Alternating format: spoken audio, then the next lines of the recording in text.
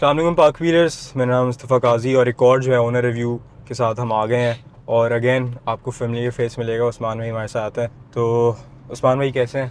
तो ये बताएं अपनी गाड़ी के बारे में, BRV का कौन सा ये मॉडल है और किस प्राइस ब्रैकेट में ली थी आपने, कितनी माइलेज पे ली थी? ये ब्रांड न्यू हमने ली थी होंडा ठीक शोरूम है। से ही, और ये हमने 2019 में ली थी। ठीक और है। ये सबसे बेसिक वेरिएंट था जो मैनुअल वाला। उस टाइम उसमें ठीक तीन है। वेरिएंट्स थे। हम्म। बेसिक मैनुअल, बेसिक ऑटोमेटिक और फुल ऑप्शंस जो एस ऑटोमेटिक। कहलाता था। जो एस कहलाता, आई टेक एस ठीक है। कहलाता था, BRV एस। ये किस प्राइस ब्रैकेट में ली थी आपने? ये हमने ली थी 22,50,000 की 2019 जनवरी में। ठीक है।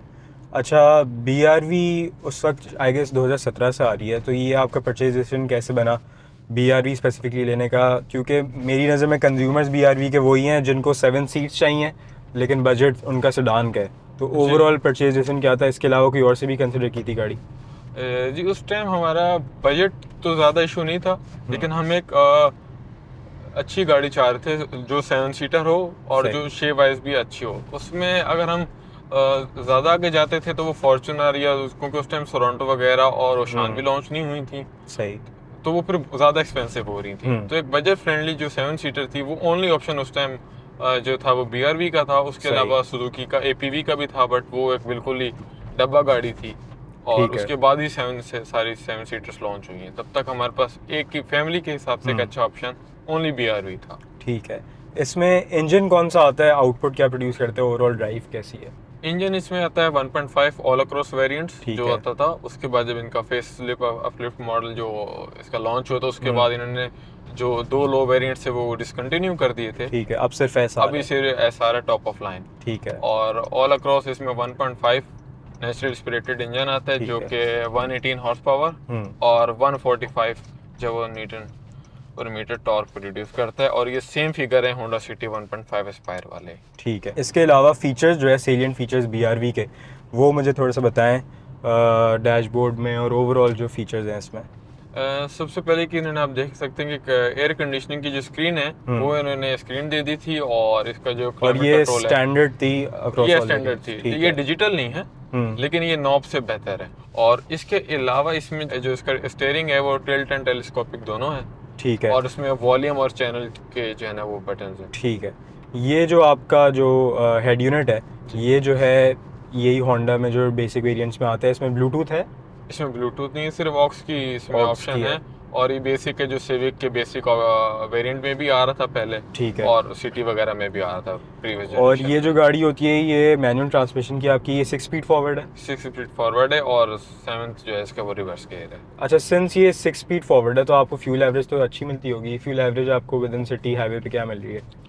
हाईवे पे इसकी एवरेज, अगर आप लॉन्ग पे सफ़र करते हैं, क्योंकि लॉन्ग पे हमारा है सफ़र हम्म। कराची टू मुल्तान, तो उसमें ये आपको 15 तक देती है ठीक विद है। फुल कैपेसिटी, जिसमें आपके 7 पैसेंजर्स ठीक है। पर्सन और उसके अलावा सारे सामान के साथ। हम्म। और इसके अलावा अगर आप इसे बहुत प्यार से चलाएं अच्छे खाली रोड पे, हम्म। तो ये आपको 16 और 17 तक भी देने की कैपेसिटी रखती अच्छा, है। लेकिन वो प्रैक्टिकल नहीं है, क्योंकि आप बहुत प्यार से उस तरह नहीं चला सकते ऑल मतलब द टाइम। 6th गियर पे आप अगर 80 to 100 के बीच में चला रहे जी हैं तो जी, तो शायद। 80 तक आप चलें तो आपको 17 तक आपको एवरेज देती है। लेकिन वो प्रैक्टिकल नहीं है, वो आप उस ठीक है। सूरत में निकाल सकते हैं जब आपका मकसद दुनिया में सिर्फ फ्यूल एवरेज लेना हो। बिल्कुल सही है। अच्छा, ये 7 सीटर है, जी, लेकिन इसकी जो पिछली सीट्स हैं वो मुझे थोड़ी सी क्रैम्प्ड लग रही है। मतलब 7 सीट्स इसकी यूटिलिटी है, 7 बंदे बैठ जाते हैं, या फिर थोड़ी सी क्रैम्प्ड है पीछे? लेग स्पेस सेकंड रो में थोड़ी सी क्रैम्प है, हम्म। लेकिन एडल्ट फिर भी बैठ जाते हैं, कोई बहुत ज़्यादा तंग नहीं करते। ठीक लॉन्ग है। रूट्स के हिसाब से भी ठीक है। लेकिन जो थर्ड रो है वो बिल्कुल ही नैरो है, और उसमें बच्चे ही बैठ सकते हैं, उसमें एडल्ट नहीं बैठ सकते। अच्छा, इस पे वैसे अगर आपने 2019 में 22-23 लाख रुपए की गाड़ी ली, तो आप इसमें अगर आपको कोई ऐसा लगता हो कि यार इसमें ये फीचर नहीं है, ये अगर होता तो बेहतर हो जाता, या आप क्या चीज़ें इस गाड़ी में मिस करते हैं? एक क्रूज कंट्रोल आई थिंक होना चाहिए था। ठीक है। बाकी तो इसमें कोई ऐसा इशू नहीं है।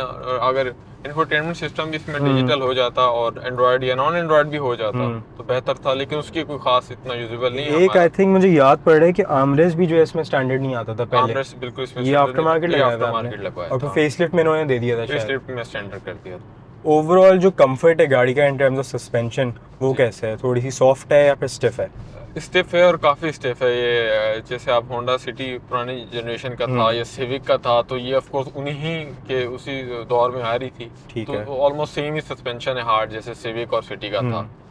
तो कंफर्ट गाड़ी का थोड़ा सा कॉम्प्रोमाइज्ड है। काफ़ी कॉम्प्रोमाइज्ड है, कंफर्ट में काफ़ी शिकायतें हैं मुझे इससे, लेकिन ये है कि कंफर्ट कॉम्प्रोमाइज है, लेकिन उस वजह से जो इसकी हैंडलिंग है वो काफ़ी अच्छी है। एमपीवी ठीक है। में या क्रॉसओवर के हिसाब से इसकी जो हैंडलिंग है वो टॉप नॉच है। मतलब हाईवे पे बॉडी रोल मतलब काफ़ी कम है, काफ़ी कम है। है। इसको हमने काफ़ी रैव अप किया, काफ़ी जो अगर रफ भी चलाया तो गाड़ी ने कहीं पे भी बॉडी रोल नहीं दिखाया, और ऑलमोस्ट इसने हमें एक अच्छी ग्राउंड क्लियरेंस और 7 सीटर कैपेसिटी के साथ साथ हमें एक अच्छी इसने रोड ग्रिप भी दी है, और ओवरटेकिंग में काफ़ी हेल्पफुल रहा है मैनुअल ट्रांसमिशन की वजह से भी, और ऑफ कोर्स जो बॉडी रोल था। ठीक है। इसमें ये साइड मिरर्स जो हैं ये रिट्रैक्टेबल हैं या फिर सिर्फ एडजस्टेबल हैं? ये रिट्रैक्टेबल भी हैं और एडजस्टेबल भी हैं। रिट्रैक्टेबल भी स्टैंडर्ड है सारे? ये स्टैंडर्ड है शुरू से ही, ऑटो नहीं है लेकिन और retractable। इसका जो ये रेयर एसी वेंट्स हैं, जी। ये एक तो अच्छा फीचर है, लेकिन ये सेम ही यूनिट है जो कि पीछे हवा फेंकता है या फिर अलग अलग यूनिट्स हैं? ये सेम यूनिट सेम आप यूनिट है। इसका टेम्परेचर यहीं से सेट करेंगे। ठीक है। यूनिट एक है, मतलब लेकिन सिंगल जोन है, टेम्परेचर यहीं से होगा, एयर फ्लो वहाँ से हो सकता है एयर पीछे फ्लो से। वहाँ का ऑप्शन और ओवरऑल उसकी परफॉर्मेंस कैसी है? उसकी परफॉर्मेंस अच्छी है, ऐसा नहीं है कि बुरा नाम हो। ठीक है। ठीक है, बहुत अच्छी भी नहीं है लेकिन अच्छी परफॉर्मेंस है। स्पेशली ये हेल्पफुल करता है थर्ड रो पैसेंजर्स के लिए, क्योंकि अगर हम सिर्फ इसको ऑन करते हैं फ्रंट में तो उनको हवा नहीं जाती, और ठीक है। वो काफ़ी फिर अगर टेम्परेचर ज़्यादा हो, गर्मी हो, तो उसमें काफ़ी शिकायत रहती है, पीछे आप नहीं बैठ सकते ज़्यादा देर। ठीक है। तो उसमें काफ़ी हेल्पफुल है ये सेकंड रो वाला। अच्छा, इसकी मेंटेनेंस जो है आप पीरियोडिक मेंटेनेंस कहाँ से कराते हैं? कंपनी से कराते हैं, किसी लोकल वर्कशॉप से कराते हैं, और कॉस्ट क्या आती है उसकी? पहले तो शुरू में तो हमने होंडा से करवाई थी, ठीक है। लेकिन उसके बाद वो थोड़ी सी एक्सपेंसिव है, ठीक है। तो वो हमने फिर उसके बाद ही जो आफ्टर मार्केट और बाहर से करवाने शुरू किए। और इसमें जो इंजन ऑयल हम डालते हैं वो इसमें तक 5000 पे डालते हैं, सही। और इसकी प्राइस अराउंड 7000 के आसपास है आजकल। 7000 7000 विच इज़ नॉट बैड। मतलब 5000 पे 7000 की इसकी वो हो रही है मेंटेनेंस। इसके स्पेयर पार्ट्स की क्या सूरत हाल है? आपने मुझे बताया था कि सिटी के जो है 60 to 70,000 का साइड मिरर का पेयर है, तो इसकी कॉस्ट उससे थोड़ी सी कम है या फिर बराबर ही है? इसके side mirrors to be very frank मैंने नहीं पता कि क्या ठीक है। प्राइस थी, लेकिन रेयर से हमारी जो BRV है उसमें थोड़ा सा काम था, तो उसकी सही। हमने जो इसकी मेन जो गार्निश है कुरम गार्निश, उसका पता किया था, तब वो ऑलमोस्ट थी 20,000 की। अच्छा, और सिर्फ एक क्रोम का ट्रिम? सिर्फ एक क्रोम का ट्रिम जो है अच्छा। वो उस टाइम ये ऑल अक्रॉस इनके मॉडल्स जो है इनकी प्राइस 15 to 20K है सिर्फ अच्छा। कुरम स्ट्रिप की, तो वो एक्सपेंसिव है पार्ट्स ऑफ कोर्स। सही। और अवेलेबिलिटी है? अवेलेबिलिटी है, बेसिक है। वेरिएंट्स की सारी है, और उसके अलावा अगर कोई मेन पार्ट चाहिए होते तो आजकल LCs की वजह से थोड़ा सा इशू है, लेकिन वो ठीक भी है। होंडा प्रोवाइड कर देता है अगर आप उन्हें रिक्वेस्ट करें तो। ठीक है। ये गाड़ी वैसे आपने इंश्योर कराई हुई है? इंश्योर करवाई थी बिल्कुल। ठीक है। तो व्यूअर्स, आप भी अगर अपनी कोई गाड़ी इंश्योर कराना चाहते हैं, स्पेशली जहां इस ज़माने में पार्ट्स इतने महंगे हो गए हैं गाड़ी के, तो पार्क व्हील्स के पेज पे आप जो है डिफरेंट कंपनीज़ की इंश्योरेंस सर्विसेज जो है वो कंपेयर कर सकते हैं, वहाँ से अवेल कर सकते हैं। अच्छा, इसमें नोन फॉल्ट्स अगर आपने कोई एक्सपीरियंस की हों या आपको पता हो कि दूसरी गाड़ी में भी ये कोई फॉल्ट आई है, तो ऐसी कोई मैन्युफैक्चरिंग फॉल्ट है इसमें? इसमें जब हमने न्यू ली थी तो इसमें जो रेयर इसके ड्रम ब्रेक्स हैं इसमें थोड़ी सी नॉइस आती थी। अच्छा। लेकिन वो भी कोई इतना इशू नहीं था, वो थोड़ा सा ग्रीसिंग का इशू था। सही। तो वो हम कंपनी गए थे तो उन्होंने 10 मिनट में रिजॉल्व कर दिया था, बाकी इसमें कोई फॉल्ट नहीं आया। जस्ट इसमें मुझे कंप्लेन ये है कि अनकंफर्टेबल काफ़ी, तो इस पर सस्पेंशन पे वर्क होने की ज़रूरत है Honda को। बिल्कुल। ठीक है। और दूसरा इसके अलावा टायर्स की मैं इसमें भी शिकायत करूंगा कि जनरल के टायर हैं, और वो होंडा को प्यार है जनरल टायर से, वो हर गाड़ी में जो है टोयोटा जहाँ 2017 से आएगा योकोहामा में एडवांस भी दे रहा है। अच्छा, इसके अलावा सेफ्टी फीचर्स इसमें कितने हैं? एयर बैग्स पीछे तो इसमें BRV में आएगा, ड्रम ब्रेक्स आते हैं, आगे डिस्क होते हैं। सेफ्टी में क्या फीचर्स हैं इसके? सेफ्टी में इसमें एक एयर बैग है सिर्फ स्टीयरिंग व्हील पे, और फेस अपलिफ्ट जाता है उसके बाद 2 एयर बैग स्टैंडर्ड हो गए। ठीक है। और ABS इसमें आता है?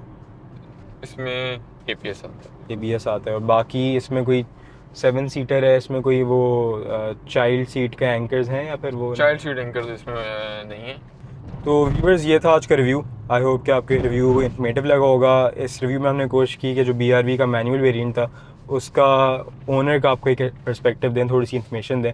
तो अगर आप भी चाहते हैं कि आपकी कोई गाड़ी जो है पार्क व्हील्स पे फीचर हो which you think is worth reviewing, और आपको उसके बारे में थोड़ी बहुत नॉलेज हो, तो आप नीचे दिए गए लिंक पे फॉर्म फिल कर सकते हैं, वरना जो मेरी ईमेल है उस पर भी आप मुझे कांटेक्ट कर सकते हैं।